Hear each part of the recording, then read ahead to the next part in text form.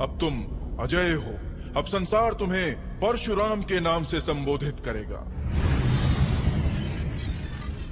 शिक्षा पाने के बाद परशुराम अपने माता पिता के आश्रम में लौट आए। समय यूं ही बीत रहा था कि अचानक एक दिन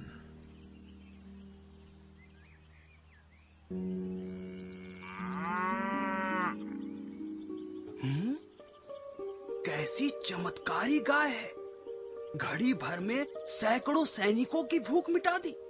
इसे तो महाराज की सेवा में होना चाहिए। सच कहते हो। इसे ब्राह्मण के आश्रम में नहीं, राजमहल में होना चाहिए। आपकी चरण रज से ब्राह्मण की कुटिया पवित्र हुई महाराज। ब्राह्मण देवता, आपकी कामधेनु हमें चाहिए। जितनी भी स्वर्ण मुद्राएं आप उचित समझें मांग लें। महाराज, ब्राह्मण के जीवन में स्वर्ण मुद्राओं का क्या मूल्य, और फिर कामधेनु हमारी माता के समान है। माँ को बेचा नहीं जाता महाराज। तो राजा के आदेश की अमानता का परिणाम भी देख लो। सैनिकों, कामधेनु को राजमहल में ले जाओ। एक पग भी आगे बढ़ाया तो मृत्यु निश्चित है।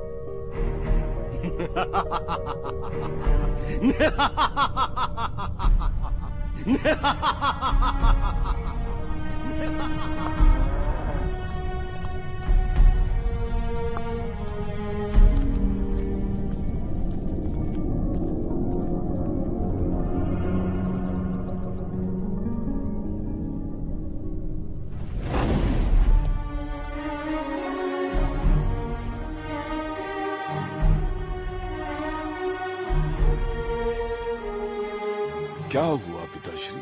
आप लोग इतने दुखी क्यों हैं? राजा कार्तवीर्य अर्जुन आखेट के लिए आया था।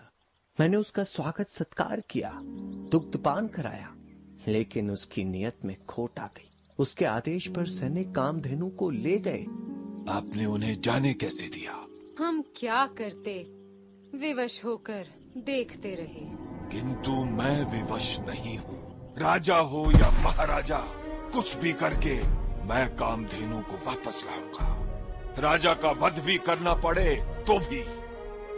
ब्राह्मण का धर्म युद्ध करना नहीं, धर्म और ज्ञान का प्रसार करना है। अब क्षत्रियों के अत्याचार का अंत करना भी मेरा धर्म है। क्षत्रियों के सर्वनाश का प्रण करता हूँ। कल का सूर्योदय कामधेनु इसी आश्रम में देखेगी। कहाँ है तुम्हारा दुष्ट राजा? उससे कहो चुपचाप कामधेनु लौटा दे। मैं उसका अपराध क्षमा कर दूंगा, अन्यथा उसे अपनी नीचता का फल भोगना ही होगा। क्या कहा? उस ब्राह्मण पुत्र ने मुझे ललकारने का दुस्साहस किया है। इस धृष्टता का दंड उसे मलकर ही रहेगा। परशुराम का सिर राजमहल के द्वार को शोभित करेगा।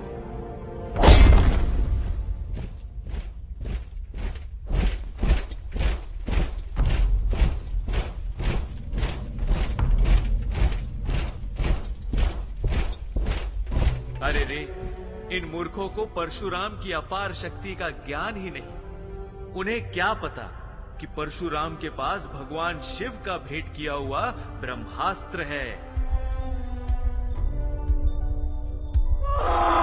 जाओ, उसे बंदी बनाकर ले आओ।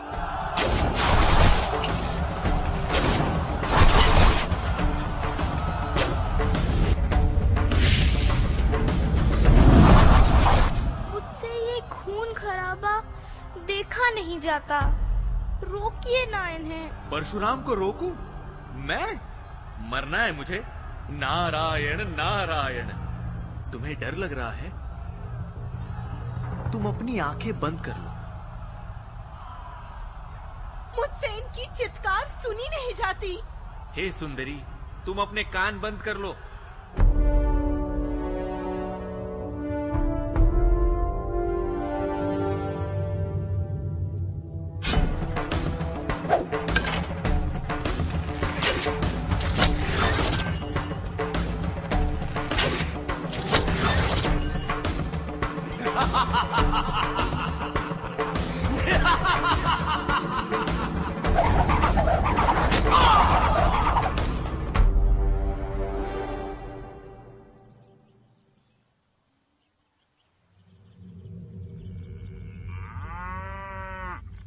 इधर परशुराम ने प्रतिज्ञा पूरी कर कामधेनु के साथ आश्रम लौट आए, परंतु उधर महल में शोक छाया हुआ था। जब तक हम अपने पिता की हत्या का प्रतिशोध नहीं ले लेते, अन्न जल नहीं ग्रहण करेंगे। इस ब्राह्मण पुत्र को शिष्टाचार का पाठ पढ़ाना ही होगा।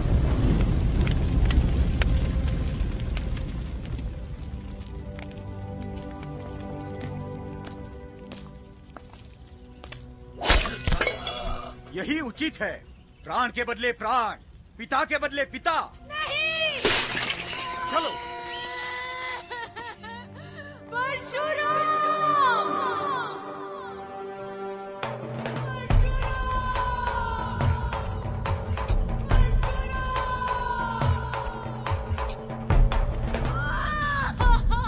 उन राजपुत्रों ने तुम्हारे पिता की हत्या कर दी। उन्होंने मेरे पिता की हत्या नहीं की, अपने सर्वनाश को निमंत्रण दिया है।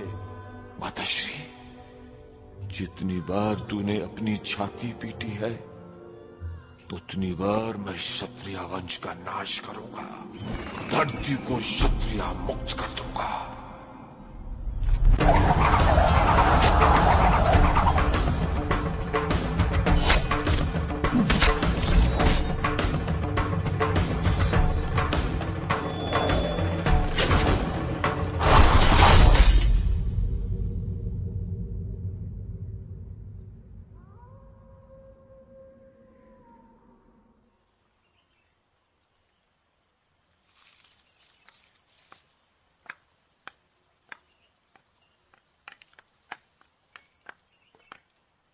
पधारिए ऋषिवर।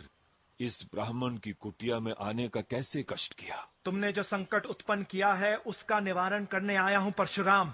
तुमने तो उन क्षत्रियों के मन में भी आतंक भर दिया है जो दयालु और चरित्रवान है। तुम ये भूल गए कि संसार रूपी रथ को चलाने के लिए ब्राह्मण और क्षत्रिय दोनों की आवश्यकता है। इन दोनों के बिना संसार असुरक्षित है परशुराम। तुम्हें प्रायश्चित करना होगा। मेरे पास प्रायश्चित का एक ही उपाय है कि मैं अपना शेष जीवन त्याग और तपस्या में व्यतीत कर दूं, और आप वो भूमि स्वीकार कीजिए जो मैंने क्षत्रियों से छीनी है। यही सतमार्ग है परशुराम। आयुष्मान भव। चलो, अच्छा हुआ, खून खराबा तो खत्म होगा। उन्होंने क्षत्रिय राजाओं को अच्छा सबक सिखाया। अब शायद ये अत्याचार नहीं करेंगे, है ना नारद मुनि? अरे नारद मुनि कहाँ गए? नारायण नारायण।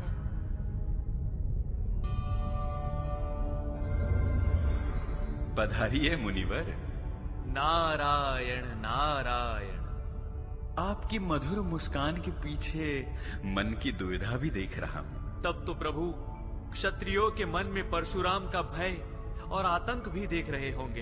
यही स्थिति रही तो धरती पर त्राही त्राही मच जाएगी प्रभु। सत्य वचन देव ऋषि। धरती की सुरक्षा अति आवश्यक है। मेरे ही क्रोध का परिणाम है, तो मुझे ही कोई उपाय करना होगा। कैसे प्रभु? क्षत्रियों के मन से भय निकालकर, उनकी मान मर्यादा लौटाकर एक ऐसे आदर्श शासक का अवतार लूंगा जिसकी न्याय प्रियता, त्याग और कर्म उसे मर्यादा